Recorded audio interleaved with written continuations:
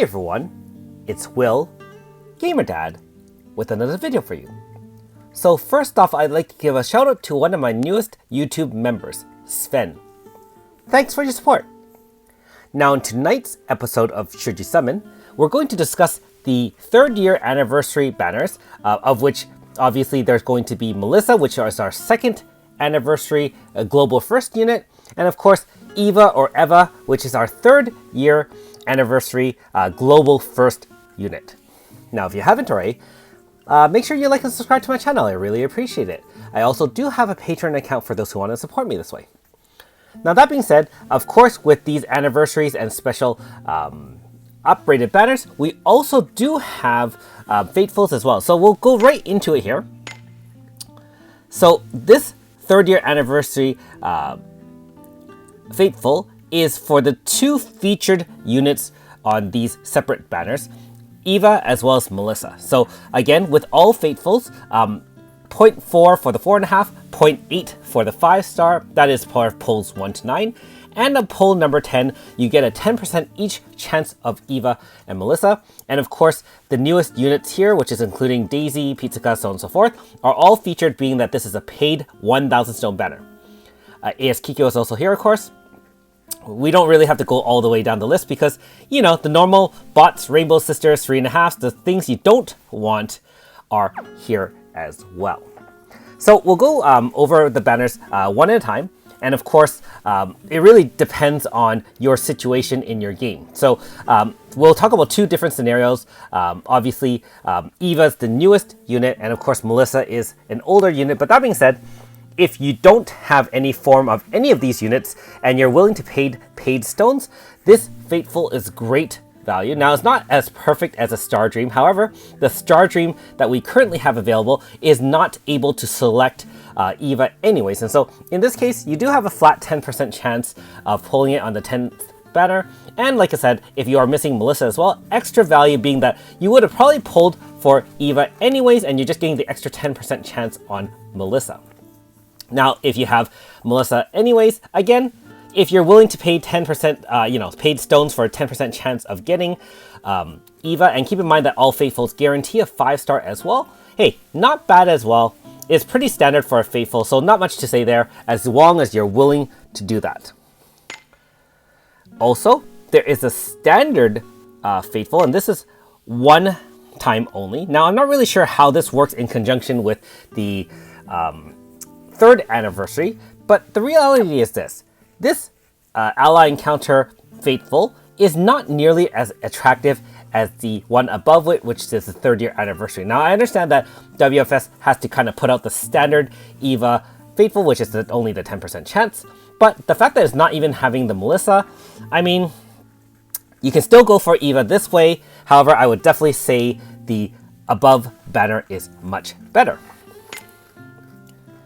And of course, we have a Fateful for Melissa. Now, I haven't even gone all the way down yet, but I believe that Melissa and Eva will be separate banners, and so we can cover those one at a time.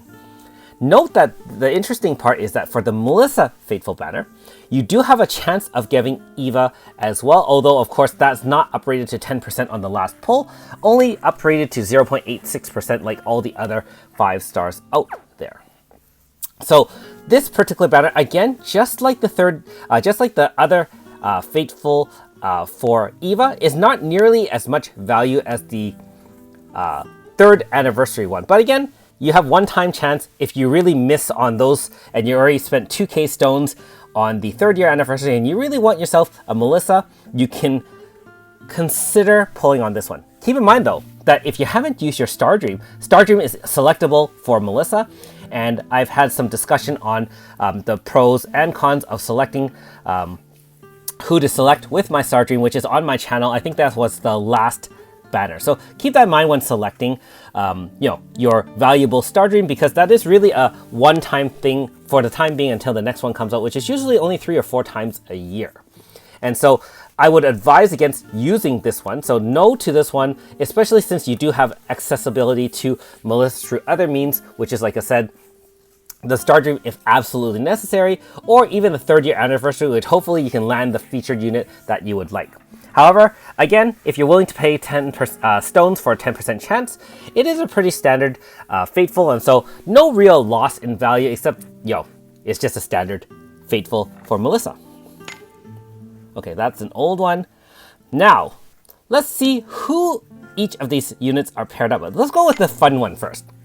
Melissa is now paired with Suzette.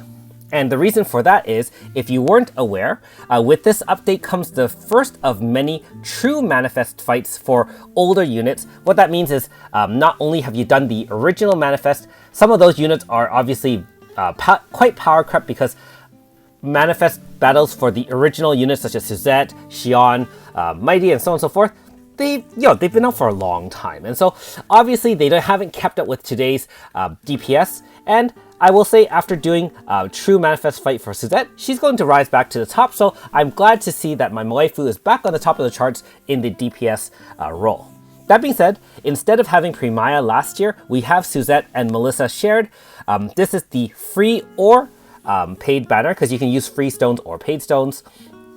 0.4 for the 4-star, 0.8 for the 5, and of course the normal chances of bots, Rainbow Sisters, and Knights. Note that Daisy is not here. I don't believe that... okay, so AS Kiko is here. Daisy is not here because the Daisy is the most recent unit on that banner. In terms of whether or not you should summon for Melissa, I have a 5-star review of Melissa on my channel. Feel free to... I'll link it below. Feel free to check it out if you haven't already. By now, you probably know the power of Melissa.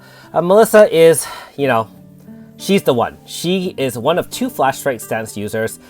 She is used in most complements of 1 or 2 turn AF strategies.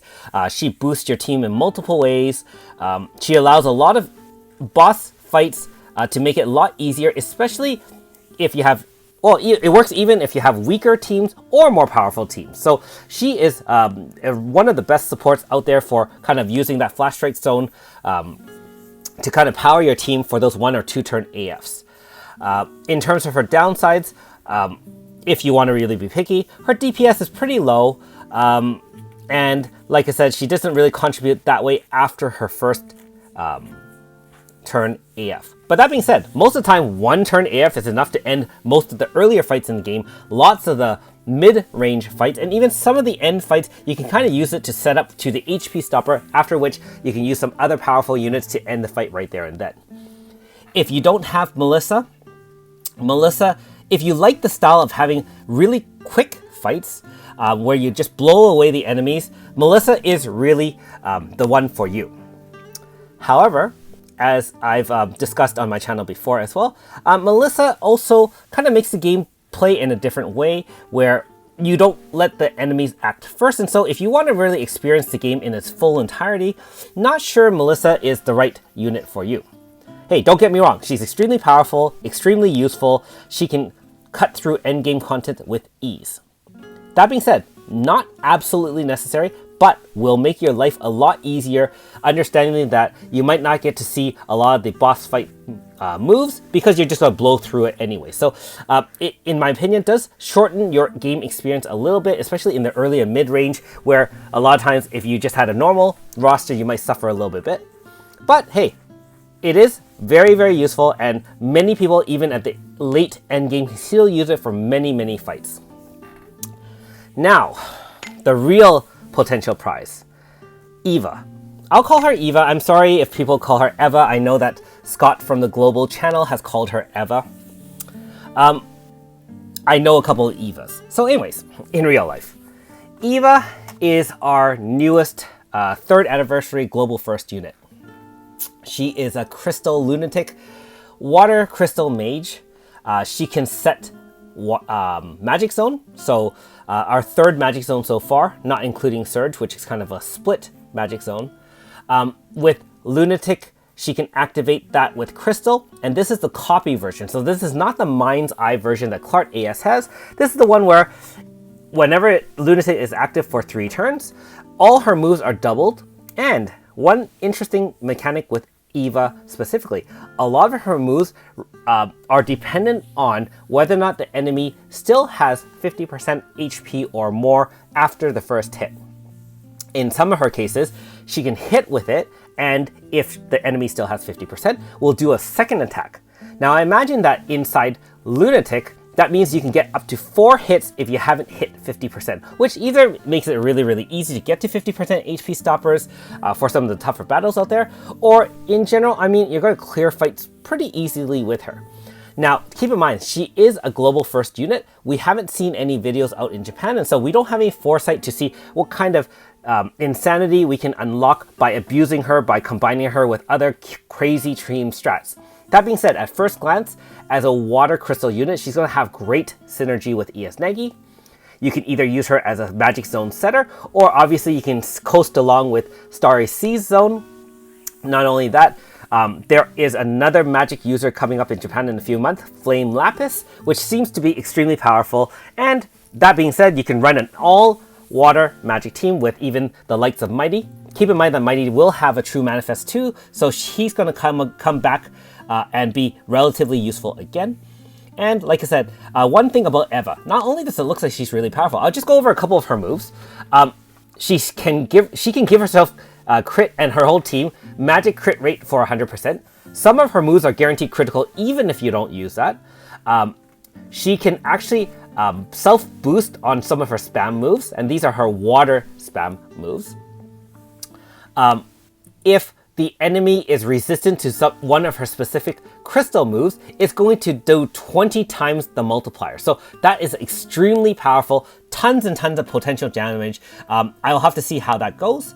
Not only that, she has another move that, that same move, if the enemy is still above 50% HP, you're going to have a dual debuff int and power 30% for 3 turns. So she also can boost water and crystal type resistance. She can heal. She's got a lot of other things, but at first glance, high powered DPS and can set zone. She can also support herself because, like I said, she can boost her own DPS and so on and so forth. Now, if you're talking about her, I'll say her initial limitations, not too many. She can even give herself mental focus. And if you guys use Magic Zone setters or Magic mages, you know that mental focus increases the damage multiplier of your unit depending on the max MP of your unit. And so she can self-power herself in lots and lots of different ways. Now, as a downside for Magic Zone, she does not give mental focus to the whole team. And so if you do have multiple multiple team units on your magic team, then she will have to be supported, they will have to be supported in other ways, usually with a secondary Magic Zone setter. And so that's a slight downside, but not really. On the one hand, she can probably power the team herself in terms of killing everything on her own. One other thing I will say, if she is in the front line, that is, if she does not VC in, she starts off with Lunatic. So right off the bat, you'll have 3 turns of some crazy stuff where she's going to do a ton of damage. Okay, so yeah, pretty, one small other thing I will say. Her end of turn, now usually with zone setters at end of turn, they kind of have a boost where they'll either do a boost based on a number of moves done that turn or so on and so forth. At first glance, I don't believe she has anything like that, and so she won't boost your team to the same level, such as the end of turn effects like AS Chio or even AS Rosetta. Okay, so after just some overviews of some of her powerful moves and so on and so forth, should you summon? So I guess I'll talk about it as a general thing because I know there are newer players to the game as well as veterans to the game, and so it depends. The whole thing is these banners are extremely powerful. Eva as well as Melissa. I mean, we all know the power of Melissa. Eva, even though she's relatively new, I have a suspicion she's going to be extremely awesome, and she'll have some additional synergies moving forward. I would recommend summoning for her, except you have to weigh a couple of things as well. Now, depending on your stone count and what units you still require to fill out your roster, this banner may drain it beyond ability to save. What I mean by that is, if you're missing Melissa, you have to first choose whether or not you want the Melissa, which can help enable a lot of those flash strike 1-turn AF strats, or do you want Eva, which is very powerful but not the same type of unit as Melissa, if you know what I mean. Now, again, she's extremely powerful. and she is a Magic Zone setter. Now, if your Magic Zone's already set, do you really need someone like her? These are questions you need to ask yourself. Not only that, but don't forget, there are new banners coming out. If you haven't seen from Japan, we'll have the alter versions of a lot of these units coming up for the future mythos. So Iska, Dewey, Premia, Suzette, Tuva, all of them are going to have powerful alter forms which have additional mechanics which are extremely powerful as well. Now, if you're relatively new to the game and you have none of the aforementioned units, as in no Eva, no Melissa, and none of those normal versions of those alter units coming up, you have to budget yourself, because realistically, how I always kind of calculate stone cost on banners is, in general, if you have a dedicated banner, like for example AS Kikyo, where you have a 0.4, 0.8, and 0.8, that is with 4,000 stones, you have roughly a 2/3 chance of getting any form of Kikyo. Now, when split banners like this, Eva and Tiramisu, if you want just Eva, and most of us do, because Tiramisu, I haven't mentioned her much, but she really has been power crept. She used to be really good as a farmer, so if you're relatively new to the game and you happen to hit Tiramisu on this banner, not even bad. You can use her to clear a lot of early and mid content, because she can do damage that can't be resisted against a lot of different enemy types. But back to Eva. So 4K for a 2/3 chance if it's a dedicated banner. In the case of Eva being a split banner, 5K stones roughly gives you only a 50% chance of getting Eva as a 4.5 or 5.